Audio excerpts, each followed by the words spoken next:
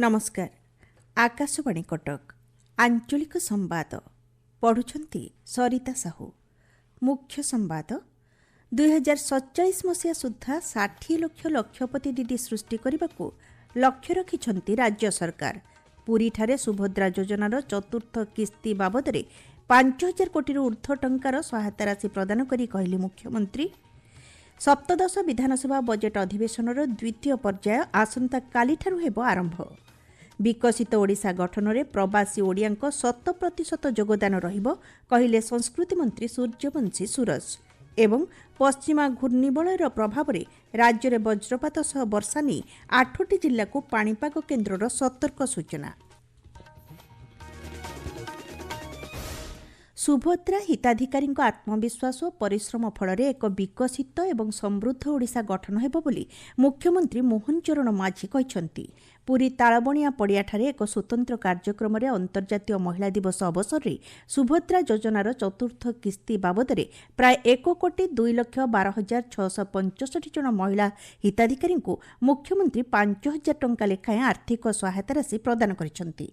मुख्यमंत्री कहिसेंती महिला मानकु आर्थिक और सामाजिक क्षेत्र में स्वावलंबी करने सहित विकसित ओडिशार लक्ष्य को सरकार साकार करुछंती। सुभद्रा योजना राज्यर महिला सुभद्रा शक्तिर निच्छक प्रतिछवि। महिला समृद्धि विकसित ओडिशार लक्ष्य को त्वरान्वित करिबो। चलित किस्ती में 2,13,000 नूतन हिताधिकारी सुभद्रा योजनार अर्थराशि पाइछंती बोली मुख्यमंत्री कहिसेंती। जोठी पुरुष केंद्रिक परिवार थाए, जोठी से परिवार जे मुखिया थाए बापा किंबा परिवार जने पुरुष लोक थांती, से परिवार रे महिला मानकर भौणी मानकर अद्भुत केते बेले पैसार अभाव कारण कम रही थाए। किंतु आज सुभद्रा योजना पहुंचवा कारण आमे आज ये सुभद्रा टंका को तार व्यवसाय और विभिन्न काम रे महिला सुरक्षा काम रे व्यवसाय काम रे आमे ताकू इन्वेस्टमेंट करि पारू। आज धीरे धीरे स्वीकृति हमको मिली एवं सम्मान हमको मिली। वर्तमान सुधा यह योजन 3टी किस्ती 15,000 कोटी ऊर्ध्व टंका डीबीटी माध्यम महिला जमा खाता को हस्तांतर करा जायछि। आजिर कार्यक्रम में प्राय 5,000 कोटी ऊर्ध्व टंकार सहायता राशि दि जाइथिबा मुख्यमंत्री कहिसेंती। एही अवसर में मुख्यमंत्री आईआईएम संबलपुर सर्भे रिपोर्ट उन्मोचन करथिले।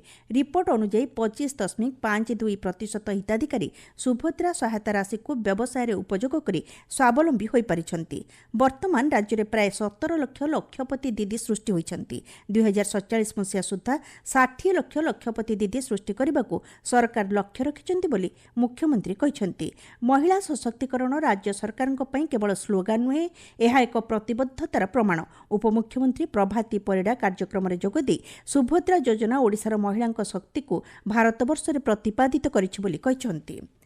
सप्तदश विधानसभा षष्ठ अर्थात बजेट अधिवेशन द्वितीय पर्याय आसंता कालीठारु आरंभ हेबो। विरोधी हट्टगोल जोगु प्रथम पर्याय सुरुखुरुरे चली पारि नथिला।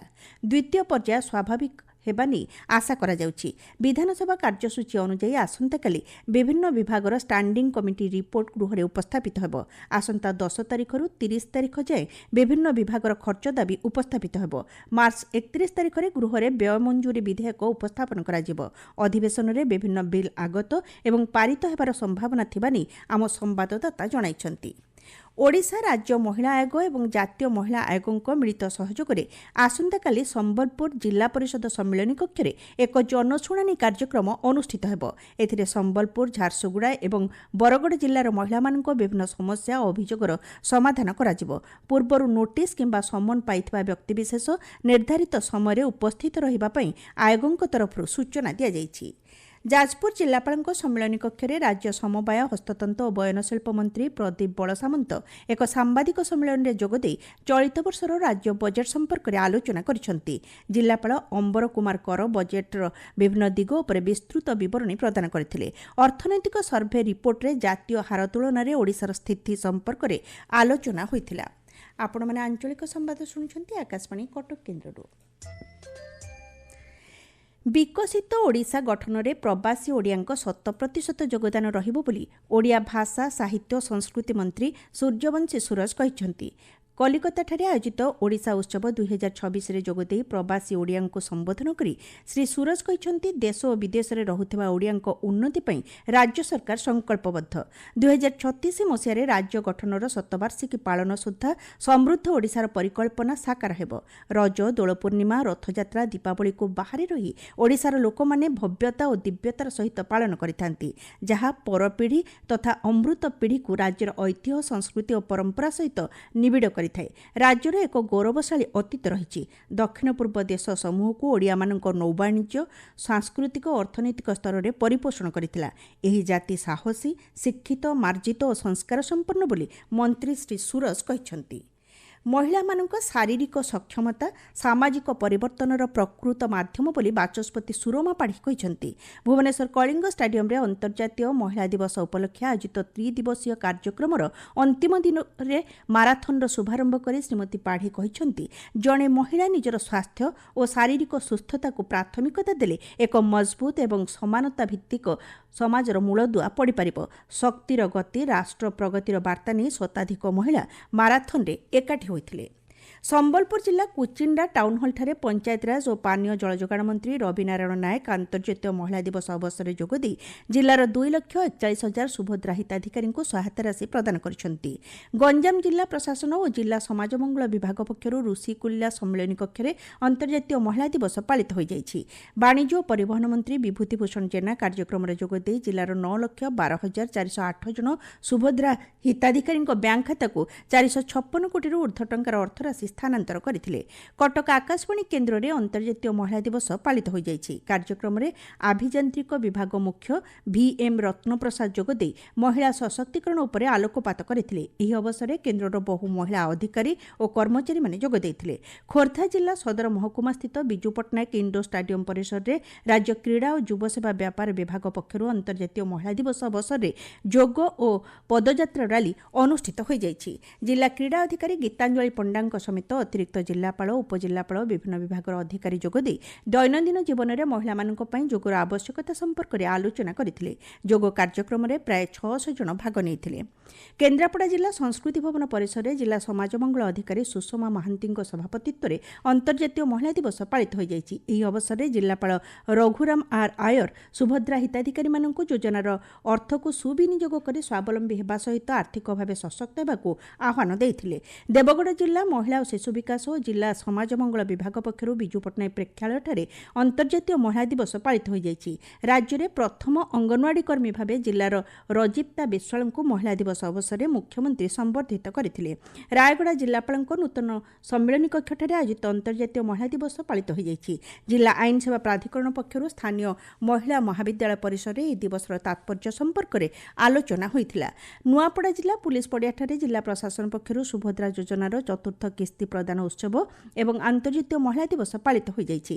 ଜିଲ୍ଲାପାଳ ମଧୁସୂଦନ ଦାସ କାର୍ଯ୍ୟକ୍ରମରେ ଯୋଗଦେଇ ମହିଳାମାନେ ପ୍ରତ୍ୟେକ କ୍ଷେତ୍ରରେ ନିଜର ଉପସ୍ଥିତି ଜାହିର କରିବା ସହିତ ଉଲ୍ଲେଖନୀୟ ସଫଳତା ହାସଲ କରୁଛନ୍ତି ବୋଲି କହିଛନ୍ତି। ଯାଜପୁର ଜିଲ୍ଲା ଦୌରାଜଜ ତଥା ଆଇନ ସେବା ପ୍ରାଧିକରଣ ପକ୍ଷରୁ ମହିଳା ଦିବସ ଅବସରରେ ଆଇନ ସଚେତନତା ସଭା ଅନୁଷ୍ଠିତ ହୋଇଯାଇଛି। ଭଦ୍ରକ ଜିଲ୍ଲା ଗ୍ରାମ୍ୟ ଉନ୍ନୟନ ବିଭାଗ ଜିଲ୍ଲା ପରିଷଦ ସଭାଗୃହରେ ସୁଭଦ୍ରା ଯୋଜନାର ଚତୁର୍ଥ କିସ୍ତି ସହାୟତା ରାଶି ପ୍ରଦାନ ଉତ୍ସବ ସମେତ ଅନ୍ତର୍ଜାତୀୟ ମହିଳା ଦିବସ ପାଳିତ ହୋଇଯାଇଛି। ଭଦ୍ରକ ଜିଲ୍ଲା ଶ୍ରୀରାମ ମହାଯଜ୍ଞ ସମିତି ପକ୍ଷରୁ ମାତୃଭୂମି ସୁରକ୍ଷା ନିମିତ୍ତ ଏକ ଗଣଦୌଡ଼ କାର୍ଯ୍ୟକ୍ରମ ଅନୁଷ୍ଠିତ ହୋଇଯାଇଛି। ବିଜେପି ରାଜ୍ୟ ସଭାପତି ମନମୋହନ ସାମଲ, ବିଧାୟକ ସୀତାଂଶୁ ଶେଖର ମହାପାତ୍ର ପ୍ରମୁଖ ଯୋଗଦେଇ ଏହି ଗଣଦୌଡ଼ କାର୍ଯ୍ୟକ୍ରମର ଶୁଭାରମ୍ଭ କରିଥିଲେ। ପୁରୀ ଶ୍ରୀମନ୍ଦିରରେ ଆସନ୍ତାକାଲି ଚୈତ୍ର କୃଷ୍ଣ ଷଷ୍ଠୀ ତିଥିରେ ଶ୍ରୀଜୀଉମାନଙ୍କର ଖସାପଡ଼ା ନୀତି ଅନୁଷ୍ଠିତ ହେବ। ଦ୍ୱିତୀୟ ଭୋଗମଣ୍ଡପ ଭୋଗ ଶେଷ ହେବା ପରେ ସନ୍ଧ୍ୟା 6ଟାରୁ ରାତି 10ଟା ପର୍ଯ୍ୟନ୍ତ ଗୁପ୍ତ ନୀତି ସମ୍ପନ୍ନ ହେବ। ଏଥିପାଇଁ ସର୍ବସାଧାରଣ ଦର୍ଶନ ପ୍ରାୟ 4 ଘଣ୍ଟା ବନ୍ଦ ରହିବ ବୋଲି ଶ୍ରୀମନ୍ଦିର ପ୍ରଶାସନ ପକ୍ଷରୁ ସୂଚନା ଦିଆଯାଇଛି। ପାଣିପାଗ।